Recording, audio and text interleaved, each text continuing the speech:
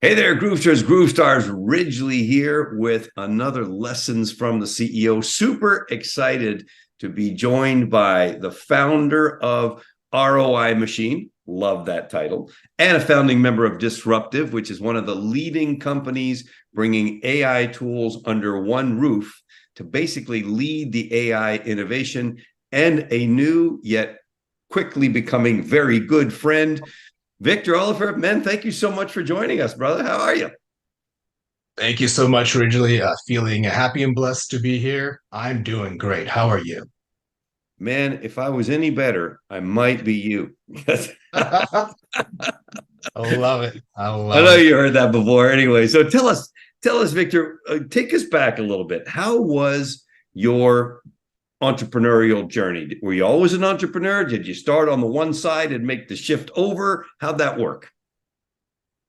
You know, uh, I feel like I've always been a serial entrepreneur. It's something that is in my DNA, and something that for a little bit, for a little bit, I might have even tried to suppress a little bit, but it always came out. I remember when we moved to Canada back when I was 9 years old. I was the first person to start making money. I used to paint and I used to sculpt. And there was a lady that we got introduced to who ran like a women's club in Toronto. And I'll never forget, she came over to our house one day and she looked at all my paintings on the wall and she was like, "Oh my God, these are beautiful. How can we?" And we were just brand new immigrants from Ukraine. We didn't know anybody. And she was like really a charitable person. And then she's like, "Well, maybe we can turn these into cards, into Christmas cards. I can invite you to the art show." And I absolutely crushed it. I sold out. I, I sold out of everything. And somebody even came up to me and they said, "Wow, I feel really bad for this professional artist right across from you because there's a line of people lined up for you. And this poor guy is not getting the attention he deserves." But yeah, I've always been an entrepreneur. It's been part of my DNA from that to selling candy in high school and basically hiring a team to sell candy. And that was how I made money to go back to Ukraine to visit my grandparents, to spend the time with my grandma. So it's always been part of me. So when I really stepped into it, that's when I really blasted off. Hmm. And tell us about the early days. What was that like? Because many of us that are the serial entrepreneur types had something like that. We were mowing lawns, we were running, teaching this, that thing, selling this, that, or the other. But then there's one day that it became okay. Now I'm going to start a real company, quote unquote. Not that the other ones Right, weren't real, but the different right. level. What were the early days of that? How did that come about? Wow, I'm just so blessed. So the big pivot was when I left pre-med third year. So there was a lot of pressure on me because my mom, she's a doctor, and my grandma, she was professor of neurology. So since I was a little kid, they were always telling me how great of a doctor I was gonna be. And I had that picture in my mind, but always I was drawn to business, entrepreneurship, just that movement. I always wished I was alive in the times of the dot-com boom, and I was just praying to be in another opportunity like that. And well, I'm sure we'll talk about this more, but here we are. It's absolutely incredible. But to make the long story short, I was very lost. I was very lost when third year I decided to stop pre-med. And just that one book, like I knew I wanted to be an entrepreneur. I knew I wanted to be a business owner, and I knew that I wanted freedom. And that was one of the big driving factors. And the one book changed my life, The 4 Hour Work Week by Tim Ferriss.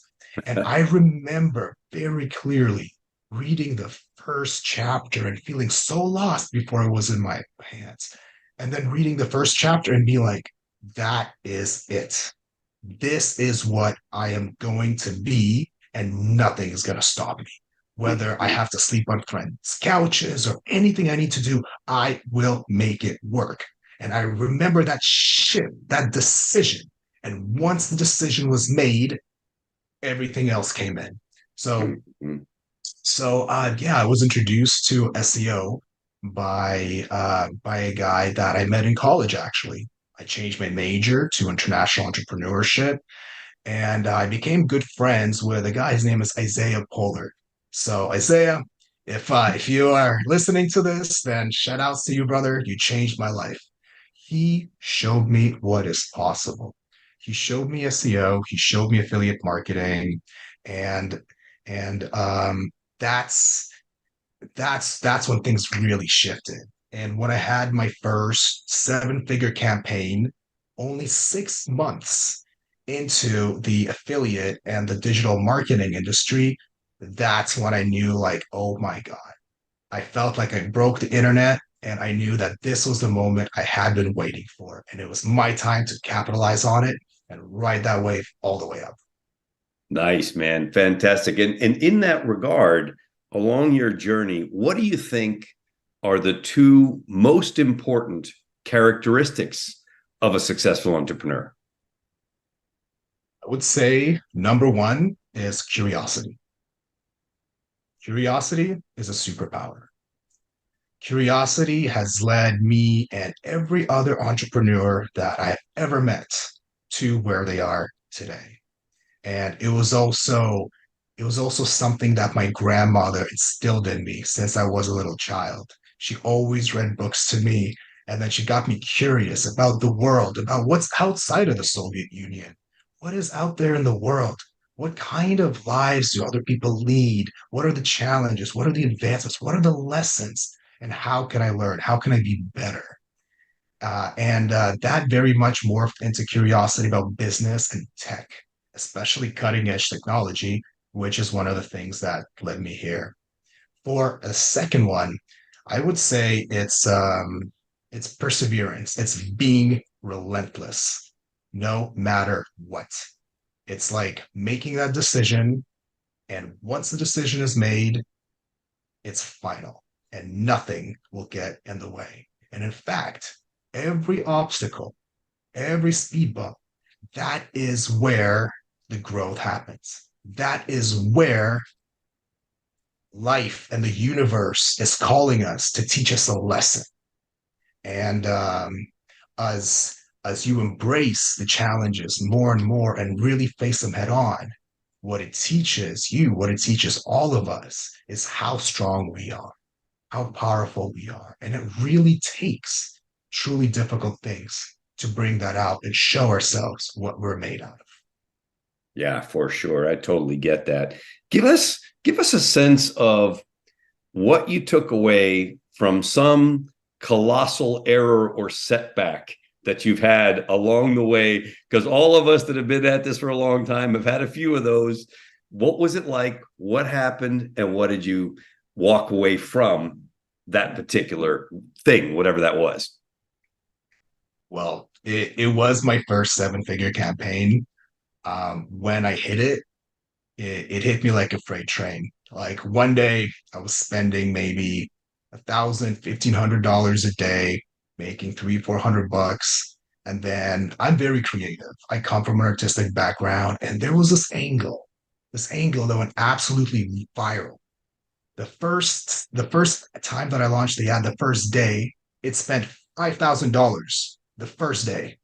And at that point, I started with just very little money.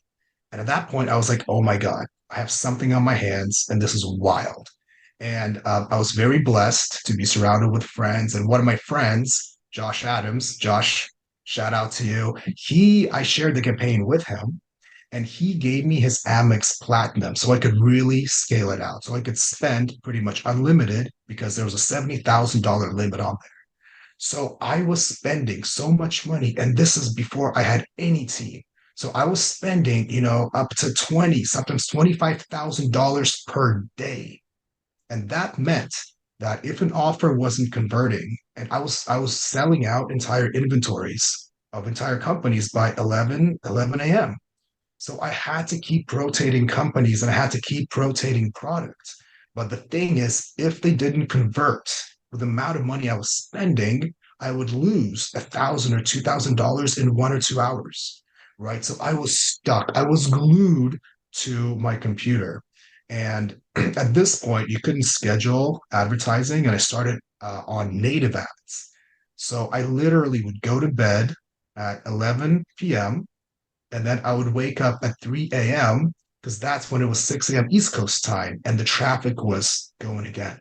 So I was literally working, 18, 19, 20-hour days. And even though this was more money and more success than I'd ever seen up to that point, I didn't hire a team. I should have focused on hiring a team right away, optimizing, systemizing, putting the right people in the right place. And what happened is I got burnt out. I made more money than I ever thought I could in a span of 3.5 months. But I was literally working 18 to 20-hour days every day for 3.5 months. And then I gained weight. I had big circles under my eyes. It really took a toll on my health. And I was so burnt out at the end of it, I was like, okay, I'm going to take a break. I'm going to take a break and I'm going to go travel. Well, if I hadn't done that, if I had instead looked for some partners that could scale this out while I'm taking a break, if I had built the systems early on, if I'd hired people quickly, not only would I save myself the burnout, but that campaign could have been easily 10 or more times as profitable. Hmm. Hmm. Yeah, that's that one huge lesson that I think all of us have to go through at one point or another, which is you got to protect yourself, man. If you're not taking care of you, yeah, you may have a great company, but the biggest asset you have is you. And man, without that one, that's a yeah, for sure. And what's it like now? By comparison, what's it like now? You're taking good care of yourself. You look great. You lost some weight. I happen to know the backstory. What's the difference between that burnout feeling and the successful feeling you live with today? One of the biggest ones, and this is so underrated, is a good executive assistant. Really, an excellent executive assistant. So I have learned from that experience, like very, very much so. And that's actually what I became obsessed with. I became obsessed with learning how to build teams, how to systemize processes, how to do good SOPs, how to outsource everything that needs to be outsourced.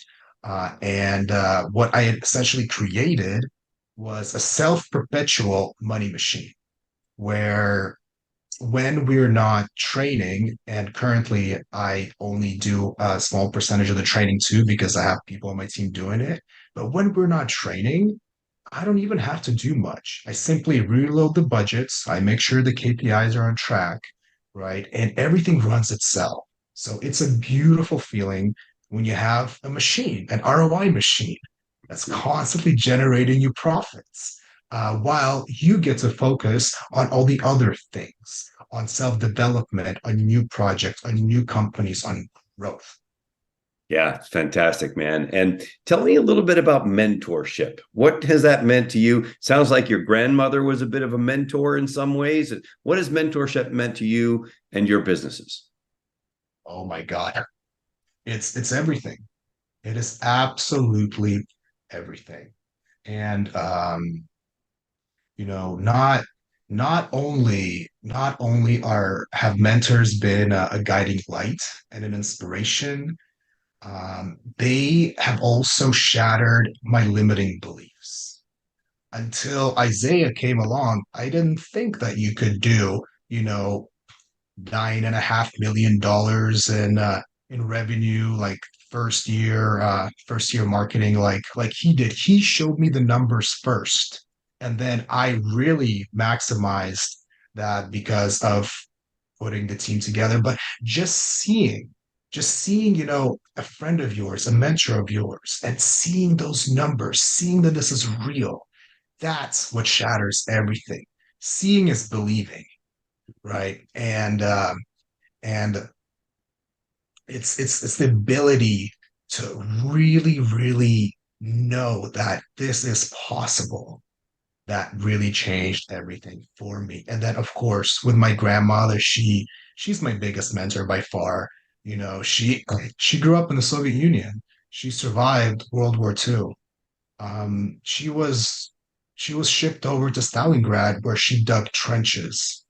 She saw the piles of bodies. She survived starvation, and that strength and that relentless pursuit of her goals that she always had, it just became ingrained in me. And also that curiosity, the curiosity about people, curiosity about ourselves, the willingness to do the hard work no matter what, regardless of any outside circumstances. And of course, I have many other mentors, and they have all been a guiding light. So, I mean, it's everything. It is absolutely everything. Yeah, man, I couldn't agree more. I think I shudder to think where I might be today if it weren't for so many of those guides and mentors that I continue to seek out everywhere. I'm all like, Right. okay, who's a, oh man, now I learned about your AI technology. Oh, maybe I've got Victor as a new AI mentor. Awesome. I'm in. You know what I mean? Just constantly yearning for that growth is just so powerful. And by extension of that, talk to us a little bit about the value, in your view, of ongoing personal and professional development, the reading books, the attending seminars, the paying attention. How important is that?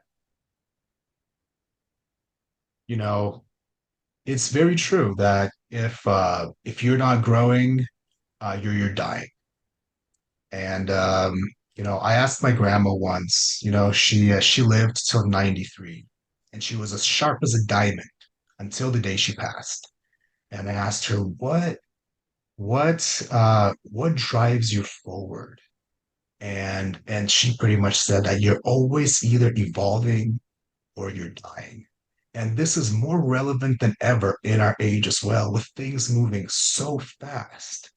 And this is, I mean, geez, every dollar that we invest in ourselves comes back in multiples. And my advice to everybody is really get out there, join those masterminds, meet the people, develop the relationships, bring value, share with the world, and continue to do that. And that is really the only way forward. I think, honestly, that is literally the meaning of life. I think that's the Yeah, meaning of life. I'm with you, man. I just feel like being a lifelong learner is the only way to stay young and sharp and relevant as well. But more importantly, even just the joy of knowing, oh, to be like me with AI, you've probably forgotten more than I know about it, but I'm like a kid in a candy store. I'm like, oh, what else can I do?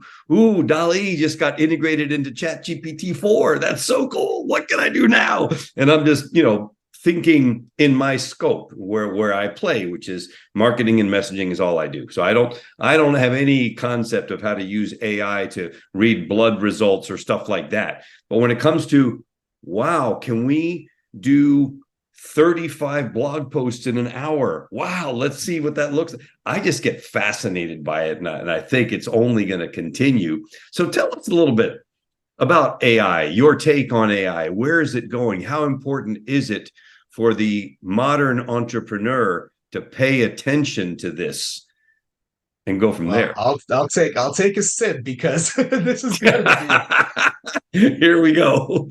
I know we're about to get rolling here. All right.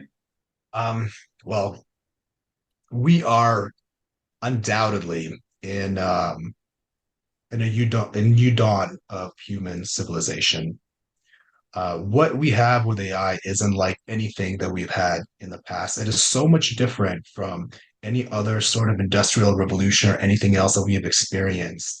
And the reason for that is because we are essentially building an alien god here on Earth.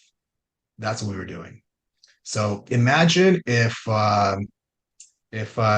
Superman crashed down as a baby here on Earth, and we get to train it to be what we want it to be. If we don't train it correctly, this Superman, this ultimate power, you know, can have all sorts of unforeseen and negative consequences. If we train it correctly, and if we guide it correctly, if we instill the values of life, the values that like the humane values, the values of preservation of nature, of species, and very importantly, empathy, then essentially what we might have is we might truly be on the way to utopia, where people get to do only what they truly want to do because it's not necessary to do much else. I think that this is going to happen much sooner than people realize. People like to give a 10-year time span. I would not be surprised if we hit full AGI, full singularity in 5 to 7 years. So where we are right now, as humanity, this is where the attention should be. Every person, that wants to be a part of business, part of changing and shaping the success of the world moving forward. It's a prerogative that they not just learn AI, but they learn how to use it to their advantage in such a way where it's a force multiplier. And, one of the things that we're doing in Disruptive is guiding it, is training it in the way that we would want a baby Superman to be trained. We're instilling, this sounds so strange, but we are basically instilling values into the AI programs that we're training. And and this is such a pivotal time in history because it's our responsibility to do it, right? Totally agree, man. Totally agree. All right. So here's my favorite question. My favorite question is this: knowing what you know now, if you could go back in time, you had a clicker, you can go back in time 20 years and give some counsel to young Victor of 20 years ago with all the knowledge and experience you've accumulated to date, what would you want to say? And oh, by the way, oh, I wouldn't change anything is not an acceptable answer. Um, I would say the magic you seek is in the work you're avoiding. That's what I would say. Say more on that. Uh, so, as entrepreneurs, it's very easy to focus just on business because that's what we love. That's where we thrive, right? That is, and it's easy. It's easy because it's fun and it's our passion, right? It's really some of that deep work, the deep transformational shadow work that a lot of people avoid by burying themselves into their business. And look, you can have as much money as you want in the world, but unless you're able to attain that inner peace, unless you're able to face those issues, whatever they are, whether it's trauma from childhood or PTSD or anything like that, right? That is the real work. And and I have to be honest, I had ran from it for years. I thought that just because I was financially successful and I had the freedom to travel and the freedom to do what I wanted with my time, I thought that I was set. But there was still something missing. There was like a little emptiness inside, right? And that's why I'm so blessed that the ROI machine that I built gave me the time and the resources to not just travel like to Cabo for parties or whatever. No, It's really to scour the world for some of the top people that in self-development, in trauma healing, in really finding the true universal path that the real growth, the real transformation has come. And I've been all over the world, literally to meditation retreats, spiritual centers, conscious communities, neuro-linguistic programming. In fact, that's something that I really, really have zeroed in onto as well, and that's really made a huge difference in my life. So by the work that people are avoiding, that really is where the magic happens, because once people take it on head on, that is where the most growth really is. Yeah, for real, man, for sure. Yeah. Fantastic. Love that. All right. 3 books, as we're wrapping up here, 3 books or resources that you would recommend to the up and coming entrepreneur that can help them on their journey. What would those be? So the first one I'd recommend is Get the Life You Want by Richard Bandler. And the reason I recommend it is because, simply what NLP is, it's like a user manual to your brain. And everything starts with the brain. Our emotions, our motivation, every single thing we do starts there. And this book truly teaches people, truly teaches you how to utilize these universal techniques based on neurology and based on the language that we speak constantly with ourselves and with others, and how to truly optimize your life, how to truly set yourself in the right path for excellence. The second book I'd recommend is The Coming Wave by Mustafa Suleiman. So it is a book about AI and basically the convergence of all the technologies that we have right now, and how we are in the precipice of unprecedented evolution, both biologically with technologies like CRISPR gene editing and with AI. So as those things come together and the other factors as well, it's the book that I recommend anybody who's interested about the future, AI, and staying relevant. That's the book I'd recommend they read. And the third one is $100 million Leads by Alex Hermosi. And me being a marketing nerd, that book is absolutely phenomenal for anybody that does anything in marketing, and marketing, team growth, and truly innovative mindsets. It's interesting because my last guest on the podcast, that was one of the ones he recommended also. It's like, so now I'm like, okay, I've been hearing about this. Maybe I better get myself a copy and take a look at what it has to say, because clearly I'm missing out on something. I guess I It's, am. it's a good one. All right. All right, Not man. for long. Yeah, right. It'll be obsolete in a minute. All right, brother. So as we're wrapping this whole thing up, what would be last words, thoughts, encouragement, idea that you want to leave from Victor Olifir, very, very successful entrepreneur on so many levels and a great human being? What would you want to say to people? I would want to say that sometimes it can be difficult for everybody to make a decision.